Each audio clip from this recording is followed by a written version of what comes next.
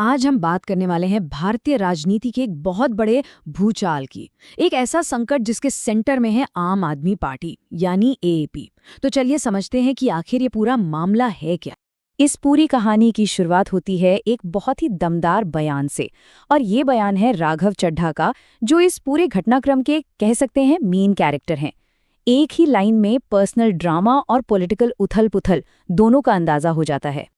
और ये रही वो खबर जिसने सच में सबको हिलाकर रख दिया। तारीख थी 24 अप्रैल 2026। एएपी के 7 राज्यसभा सांसद और उनको लीड कर रहे थे राघव चड्ढा, इन सब ने पार्टी छोड़कर बीजेपी में शामिल होने का ऐलान कर दिया। एक बहुत बड़ा पॉलिटिकल मूव। अब जाहिर है इस पर एएपी का रिएक्शन बहुत तीखा होना ही था। पार्टी नेता संजय सिंह ने इसे सीधा सीधा विश्वासघात और पीठ में छुरा घोंपना कहा।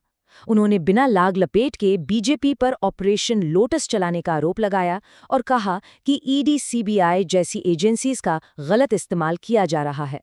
तो अब बात करते हैं राघव चड्ढा की। देखिए, इस पूरी घटना की गंभीरता को अगर समझना है तो ये जानना बहुत जरूरी है कि आखिर राघव चड्ढा पार्टी के लिए कितने अहम थे। ये स्लाइड दिखाती है कि राघव चड्ढा का पॉलिटिकल करियर कितनी तेजी से ऊपर गया है। सोचिए, सिर्फ 24 साल की उम्र में वो केजरीवाल के साथ लोकपाल बिल पर काम कर रहे थे और 33 की उम्र तक आते आते वो देश के सबसे युवा राज्यसभा सांसद बन गए। मतलब उनका जो राइज था वो वाकई में असाधारण था। और सिर्फ पॉलिटिक्स ही नहीं, उनका प्रोफाइल भी काफी इंप्रेसिव है। महज 22 साल की उम्र में चार्टर्ड अकाउंटेंट बन गए, डेलॉयट जैसी टॉप की कंपनियों में काम किया और लंदन स्कूल ऑफ इकोनॉमिक्स से पढ़ाई भी की। उन्हें एआईपी का वित्तीय शिल्पकार तक कहा जाता था। और जो 2022 में पंजाब में एआईपी की जबरदस्त जीत हुई थी ना, उसका सेहरा भी काफी हद तक उनके ही सर बंधा जाता है। और एक सांसद के तौर पे भी वो काफी सीरियस थे।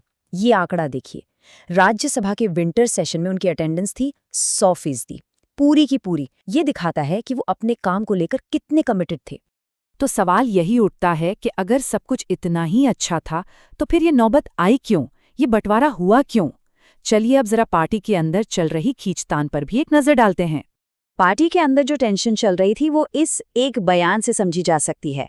एएपी के ही एक पूर्व नेता का कहना था कि जब आप विचारधारा वाले जमीनी कार्यकर्ताओं को छोड़कर पैसे वालों को चुनते हैं तो आप खुद को हमेशा के लिए कमजोर कर लेते हैं। तो असल में पार्टी के अंदर 2 तरह के गुट बन चुके थे। एक तरफ थे पार्टी के पुराने विचारधारा से जुड़े कार्यकर्ता और दूसरी तरफ थे उद्योगपति और बिजनेसमैन। पार्टी के अंदर के ही लोग इन पैसे वालों को एक टिक टिक करता टाइम बॉम्ब मानते थे। क्यों? क्योंकि इनकी कोई पॉलिटिकल जड़ें नहीं थी और ऐसा माना जाता था कि ये दबाव में आसानी से टूट सकते हैं। अच्छा, इस टूट से ठीक पहले एक और बहुत जरूरी घटना हुई थी। उसे समझने के लिए पहले एक टर्म को समझना होगा, विशेषाधिकार हनन यानी ब्रीच ऑफ प्रिविलेज। इसका सीधा सा मतलब होता है संसद या उसके किसी सदस्य के काम में रुकावट डालना। और दिसंबर 2023 में राघव चड्ढा को इसी का दोषी पाया गया। उन पर आरोप ये था कि उन्होंने कुछ सांसदों की मर्जी के बिना ही उनका नाम एक कमेटी में डाल दिया था। इसी के चलते उन्हें संसद से सस्पेंड कर दिया गया। और ये एक बहुत बड़ा टर्निंग पॉइंट था। चलिए अब वापस बड़े पिक्चर पर आते हैं। देखते हैं कि इस बड़े दल बदल का आम आदमी पार्टी के भविष्य पर, उसके वजूद पर क्या असर पड़ सकता है।